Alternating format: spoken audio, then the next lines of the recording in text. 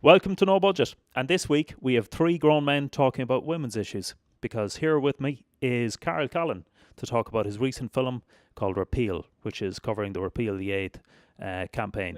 And So, see, this is the problem when you let others sit in your chair, is they forget to introduce you. So, yes, also we have our second sub-deputy co-host, Milo Dennison, who's been reduced to the second chair. Just like Norm and Cheers, you may remember Cheers, where Norm gets the first chair. Norm's in the first chair, that's what I'm saying today. Thanks for coming in. First of all, I'd like to say we've both seen the film and it's very well done, it's very well produced. Love the opening scene. Can you just introduce it, tell us about what motivated you to do it, and tell us about the background? Okay, so the film is called Repeal. It's my motivation behind making the film was because I do believe in abortion rights, in free choice for women, and in trusting women, and in repealing an amendment in our constitution that is very dangerous to women. It's been going around for so long. When Savita Halapanaford passed away a few years ago, that's what really got me focused on the whole issue. And then when the likelihood of this referendum actually happening came around, as I wanted to do my part to send out a message in my own way, being a filmmaker, to send out a message that I hope will convince people on why repealing it is so important, and will really highlight the dangers of it. so you mentioned Savita Halapanaford, yes, that's she passed away in a hospital in Galway back in 2012 after complications, and she became septic, and she was denied an abortion given the laws or the restrictions put on the medical profession. So, for our international audience, Ireland has very strict laws on abortion. So doctors are basically Strict enough to the point where there's a possible jail term. You know, that it is a criminal offence. So it's obviously a very opportune time and very topical because we're exactly 6 weeks out from the referendum. 6 weeks from now, yeah. So I suppose from it's a perfect opportunity for you to get the film out there now and to get to further your cause and reaction. What kind of reaction are you getting in general so far? Very good, actually. Very, very positive reaction. I've had deep discussions with members of the abortion rights campaign, with Termination for Medical Reasons group, the Lads for Choice group. Like, a lot of pro-choice groups have lent me their support in the promotion of this film and getting out there. Together for Yes as well, actually, they've helped. We had a screening of it there a few weeks ago, and a lot of members from those groups came along and spoke at it. And but yeah, the reaction, as we released the film online, the reaction has been, I would say, about 90-95% has been positive, and good feedback, and people sharing it and getting out there.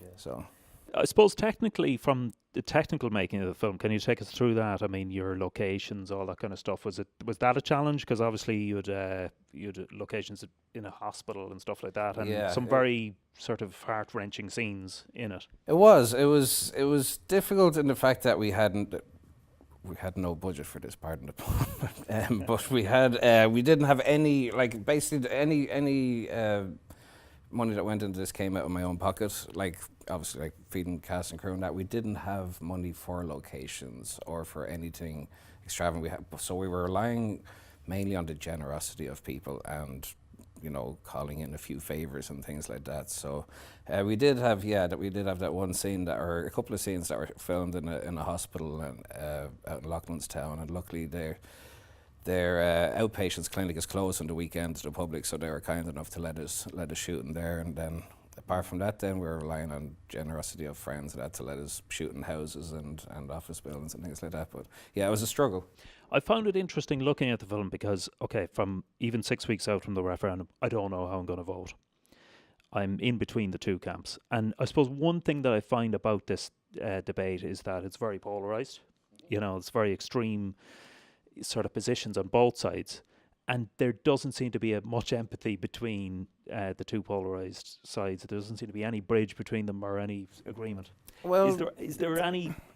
And to put a challenge in that, is there any side of the pro-life argument that you can identify with or understand or I can understand. I mean, for me, like the main issue about this referendum, or that's really what's going to swing the yes vote in the referendum, is an understanding of the dangers of the Eighth Amendment. And your question about the what was it, about empathy from the other side, or an understanding I from the other suppose, side? yes. And if it was a pro-life person here, I would be asking the same question in the other direction to try and see, look, is there any common ground in this debate? Because sometimes it seems there isn't. Yeah, well, That as it's far very as the polarised. people from the pro-life side go, I think a lot of it is down to a lack of awareness, a lack of understanding, and also down to a lot of them might not have experienced what a lot of women like. And if you haven't experienced it, how can you understand it? I had the same issue as well when I started writing the film. I started trying to write this initially by myself, and I realized very quickly that how can I tell these stories when, I mean, I do have a bit of experience with it. I have gone to England before with an ex-girlfriend because she did need to get a termination. But like, to tell the stories that I was telling in the film, I didn't feel like I understood enough about it, so I had to do a lot of research and speaking to people who I know that had been through situations like that. And how did you seek out those people? How did you find those? It was 4 stories of 4 women? The 3 Is it? stories Oh, that, 3, that we yeah. told in the film, Yeah. yeah. But that's like a combination of a lot of different stories. We weren't telling stories of 3 women in particular. There was Yeah, elements of You're a trying lot to of... tell a universal Exactly, yeah. kind of story. But I spoke to people that I knew that had been through situations like that. I had reached out to groups like Termination for Medical Reasons, spoke to them and learned stories from them. And I think from the pro-life side of things, I can understand where they're coming from. And not that I can understand where they're coming from, I can understand why they're so staunch against it if they haven't experienced it, if they don't understand it. So you feel it's about education and opening up information and stuff like Absolutely, that. yeah. And certainly, I mean, your film is certainly going to contribute to that. It is very. I think we found it very interesting, engaging, and it is obviously there's a lot of harrowing scenes in it because it is a very tough topic. And we're going to look at an excerpt from that now. The trailer, is it? Yeah, we're going to see the trailer first. So the trailer for Repeal coming up right now.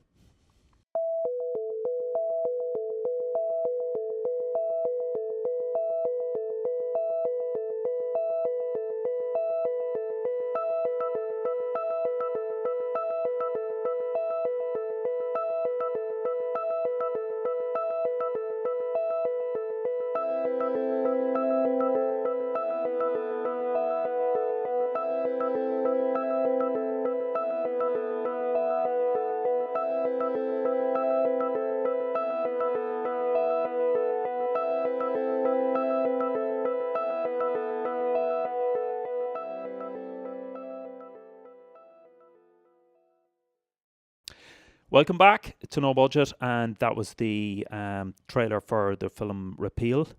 And I suppose it's important for us to point out that there were a lot of women involved in making this film who unfortunately couldn't make it today and did want to make it. For instance, Lynette, Mo, and Maria, and many others, many Rebecca, other great women. Neve, Sophia, Absolutely. Blanca.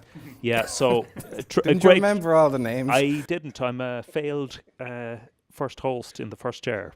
No Budget. We saw there that trailer. It's obviously very emotive, heart-wrenching, and so on. I can imagine if there was a pro-life equivalent short film of this, it would be equally as emotive. It would be showing the baby in the womb, with the perfectly formed fingers and all of that sort of stuff, the heartbeat forming at 7 weeks. How would you feel about that? I mean, do you feel that for every argument on one side, there seems to be an equally emotive and strong I would be argument fine on the other? with them. I'm not against them putting out their argument, and certainly, like, if they were to make a film about it, so long as the film is based on facts. Like, that was the whole idea with this film. That's why I done all the research. Films are generally made to entertain an audience. This film wasn't made with that in mind. This was aimed with shining a light on the problems with the Eighth Amendment, and that's why I researched so much before I wrote a single word of dialogue or a single word of description. because I wanted to make sure that everything in this film was based on reality, based on fact that nothing is in this film is there to entertain the audience. So if there was a pro-life film that was made, so long as it's based on facts and statistics and that, yeah, why not? Sure. Yep. I'm curious, like, so with the amendment, so how it's written right now, there's an amendment in the Irish Constitution that strictly limits abortions. The vote is basically to repeal that amendment, and then I guess what's the next step? Is the Irish government going to create rules around, like, if and when abortions are allowed? Like, where's that kind of goal to kind of create that middle ground? How explain that to me? Yeah, it's about safety for women, really, and that's why we need to repeal the 8, is that they're not given the option to choose what is right for them. Yeah, but I guess, like, so let's say day after, enough of Ireland votes yes to repeal it. It's pulled out of the Constitution. 2 days later, a woman is 6 months pregnant and decides to want to have an abortion. Will she then be able to walk into a clinic and have an abortion? Well, the only the way they'll be allowed at 6 months is if for medical reasons. Will be abortion up to 12 weeks, optional abortion up to 12 weeks. Beyond 12 weeks, it'll only be for medical reasons. Okay, so they would be putting in restrictions. Yeah, I suppose what this amendment does is remove it from the Constitution and put it into legislation. Yeah. Most fundamentally, that's what it's about, isn't it? Yes, Yeah. absolutely, yeah. And I suppose that's why we had this controversy over the years in Ireland, is that we tried to solve it in the Constitution, which didn't really work out for either side, it's fair to say. Even the pro-life side or the pro-choice side were never really happy with the situation. Yeah. Because it was quite ambiguous. The attempt now is to move it into legislation where the Dáil, so in America probably the Senate, Yeah, Congress. Yeah. Congress will decide the rules. Now that could determine it to be fairly unstable, because in theory a government could change that law the next time they roll it in and change it to 2 weeks or 24 weeks or whatever. Yeah. In theory, isn't that correct? Yeah. I mean, does that make it a little bit arbitrary, depending on the government that's in it? That they can change it at any time? Is that what you're saying? That the legislation can be changed? Yeah, well, I mean, it's taken, what is it taken now, 35 years for it to change, like since the last referendum on this debate. Yeah. So it's not going to be a case of changing it back and forward. Well, I mean, it's going to, like, if the no vote win this, it's going to probably be a long time before we have another, or no matter which side win this, it's probably going to be a long time before this. What's your prediction in terms of the results? My prediction is, it's a tough one. I mean, I do predict it's going to be a yes vote, but I don't think it's going to be a landslide yes vote. It's going to be a very, very close one. Like we're at something like 60-40 at the moment, but that's, I mean, there's still a lot of people out there, and this, to go back to what I was saying earlier, it's down to awareness, and there's a lot of people out there, especially men that I've spoken to, who still feel like this is a woman's issue and that it doesn't affect them, and they're not going to get out and vote. That's one of the reasons I made the film, was to show, we have that one storyline in there with the bereaved husband. Yeah. That I want to show people that this issue affects men just as much as it affects women. This is an everyone issue. It's nothing to do with gender or anything like that. Yeah, that is kind of a separate debate, isn't it? Because there are some people who would say that men should stay out of it completely. You know, I've come across them. Yeah. You know, but what's their reason for that? That it's a women's issue and men shouldn't have a right to be involved. But straight up, they're wrong. Yeah, I would tend to agree with you. Whether you're pro-life or pro-choice, men should have an equal right to. I would agree with that. This issue affects everybody, no matter the gender. Yeah. That's why I made the film, was to reach out to people who are undecided, on the fence, who don't feel like it doesn't affect them, or that it's a woman's issue, and to show them that it does affect them, and that to try and entice them towards a yes vote. It's but yeah, people with that attitude of this is a woman's issue, it doesn't affect me, it's a very dangerous attitude to have. I'd agree. And they don't seem to be considering their own family, like sisters and nieces and grandchildren and future generations. Like this, they need to open their minds and realize that this does affect everybody. So that's a big problem at the moment, and one that. How satisfying a project was it in that terms It was a tricky project given the subject that I was taking on. Definitely, yeah. As a filmmaker, though, you know, it was. I have a group of people, crew and cast that I work with regularly, and who are very passionate about repealing the 8 as well. So to be able to get all them on board for this film, it definitely made the process an easier one for sure. But yeah, I was very careful. It wasn't just, you know, hey, let's get a bunch of friends together to make a film. I had to be very careful through every step of it that everything I was doing with this was respectful to people who have lived through these situations. Okay, Carl, I'd like to finish up by saying that I found it a fascinating film. I thought it was well made, right from the very first scene. That perspective of the low-line camera coming in, I thought that was a good way to introduce the film. Your idea? That was my idea, Your all shot. right, yeah. That was Well done. my little nod to Saturday Night Fever. You know, the feet walking along. It built up the atmosphere. It set the scene yeah, well, I thought. yeah. Where can people see the film, and what is the voting date? Okay, so the film is on our social media accounts. It's on Facebook, we're Repeal Short Film, and on Twitter, we're at Repeal Short Film, and on YouTube, yeah, Repeal Short Film, so pretty straightforward. So yeah, it's up on all our social media accounts now. The film then the vote date is the 25th of May. Okay. So that's the day that hopefully Ireland takes a step forward. And I suppose just from an objective point of view, no matter what side you're on, you should vote either way. So make sure you vote.